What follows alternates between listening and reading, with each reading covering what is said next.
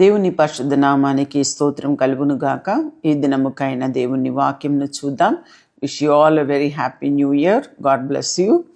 ఈ రోజుకైన దేవుని వాక్యం మనం చూసినట్లయితే కీర్తనల గ్రంథము 68:11 మనం చూస్తున్నాం. సామ్ 68:11. ప్రభువు మాట సెలవిచ్చుచున్నాడు, దాన్ని ప్రకటించు స్త్రీలు గొప్ప సైన్యముగా ఉన్నారు అని చెప్పి రాయబడి ఉంది. అంటే ప్రభువు మాట సెలవిచ్చుచున్నాడు అంటే ఈ వాక్యం చూస్తే, ఒకవేళ ఇది ఈ రోజుల్లో మనం చూస్తే చాలామంది స్త్రీలు సేవకులు ఉన్నారు. ప్రత్యేకంగా మన రాష్ట్రంలో, మన తెలుగు స్టేట్స్లో, 2 తెలుగు స్టేట్స్లో కూడా చాలామంది సేవకురాళ్ళు, నాలాంటి సేవకురాళ్ళు, సేవలో ఉన్నవారు చాలామంది ఉన్నారు. నేనైతే చాలా సంవత్సరాలుగా ఇంకా పెద్దగా ఎక్కువ స్త్రీలు రాని రోజుల్లోనే నేను స్టార్ట్ చేసిన, అంటే నా పెళ్ళయి కొన్ని రోజుల్లోనే నేను దేవుని గురించి చెప్పడం ప్రారంభించాను. సరే పోనీ, అయితే మనం ఇక్కడ రాయబడి ఉంది, ప్రభువు మాట సెలవిచ్చుచున్నాడు. అంటే ప్రభువు మాట సెలవిచ్చుచున్నాడు అంటే ఎక్కడి నుండి సెలవిస్తున్నాడు అని చెప్పి మనం చెప్పొచ్చు. అంటే మన వాక్యం చదువుతూ ఉన్నప్పుడు ఆ వాక్యంలో నుండి ఏదో ఒక వాక్యము నుండి దేవుడు మనతో మాట్లాడతాడు. ఆ మాట్లాడుతున్న ఇప్పుడు నేను మీకు చెప్తున్నాను కదా, వర్డ్ చెప్తున్నాను, వాక్యం చెప్తున్నాను. ఈ వాక్యము నేను ప్రిపేర్ అయ్యాను, దేవుని సన్నిధిలో కనిపెట్టి నేను వాక్యంను ప్రిపేర్ చేసి నేను నా ఐప్యాడ్లో టైప్ చేసుకొని నేను మీ ఎదుట నేను మాట్లాడుతున్నాను. ఆ రీతిగా ఈరోజు కూడా ఎంతోమంది స్త్రీలు ఉన్నారు. అందుకే స్త్రీలు గురించి ఇది ఉంది కాబట్టి నేను స్త్రీలు అని చెప్తున్నాను. స్త్రీలు గొప్ప సైన్యముగా ఉన్నారు అని చెప్పి రాయబడి ఉంది. అంటే ఈ రోజుల్లో ప్రపంచం అంతా, నేను ప్రపంచంలో చాలా దేశాలు వెళ్ళి ఉన్నానండి. ఇప్పుడు వరకు 57 దేశాలు తిరిగి ఉన్నాను.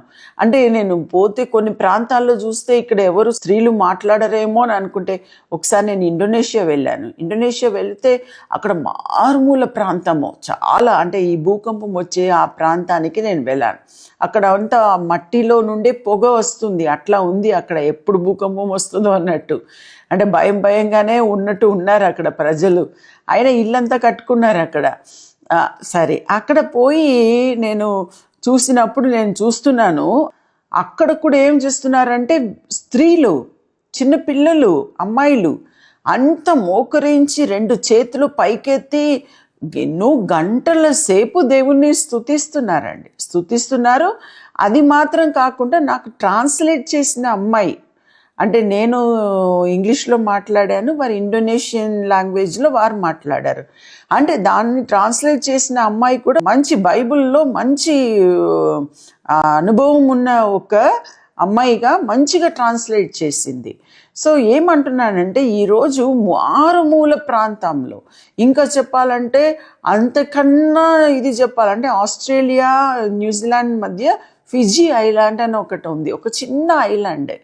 ఆ ఐలాండ్కి వెళ్ళినాం, బోట్లో వెళ్ళినాం. కార్లో కొంత దూరం పోవాల్సిన, అంటే ఆ కార్ అలా ఊగుతుంది కర్ర మీద, అంటే రోడ్డు లేదు, ఏం లేదు, కింద నీళ్లు పోతుంది, పైన కర్ర పెట్టి దానిపైన పోతుంది, కొంచెం జాగ్రత్త, ఇంకా లోపల పడాలి. అట్లాంటి ప్లేసెస్లో కూడా పోయి మేము స్వార్థ ప్రకటించినాం. ఈ రోజుల్లో స్వార్థ ప్రకటించని అంటార్టికాలో కూడా పోయి జెండా నాటారు, సిలువ జెండా అక్కడ పెట్టారు. అటువంటి ప్రాంతము ఇప్పుడు యేసు ప్రభు సువార్త చెప్పని ప్రాంతం ఎక్కడ లేదనుకుంటా.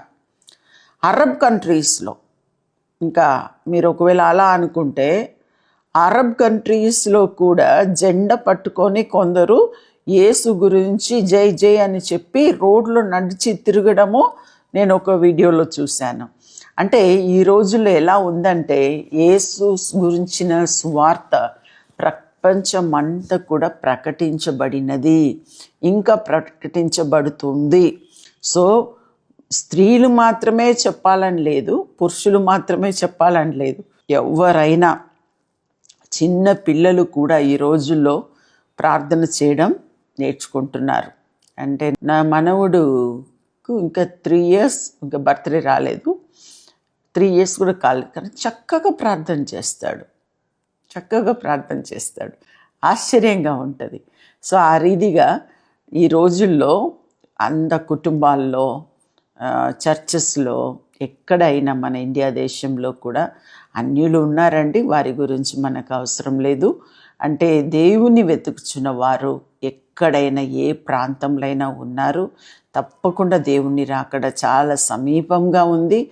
దానికి మనం సిద్ధపడి మనం మేలుకోగా ఉండాలి. మనం ప్రార్థన చేసుకుందాం. ప్రభువా, నీకే స్తోత్రం చెల్లిస్తున్నాం. ప్రభువా, చివరి దినాల్లో ప్రభువా మేమున్నాం. ప్రభువా, మీరు మాట సెలవిచ్చి ఉన్నారు.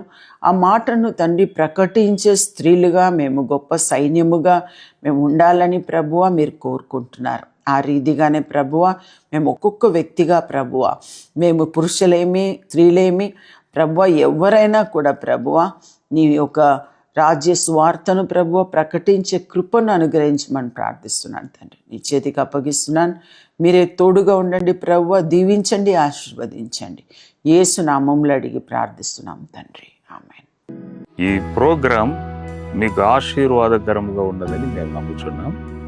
ఫస్ట్ లైక్ చేయండి, తెలిసిన వారు మీ ఫ్రెండ్స్ అందరికీ మీరు షేర్ చేయండి. తర్వాత సబ్స్క్రైబ్ చేయండి. తప్పగా ప్రభు మిమ్మల్ని దీవిస్తాడు.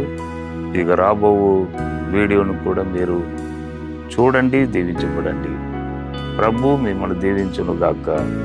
God bless you.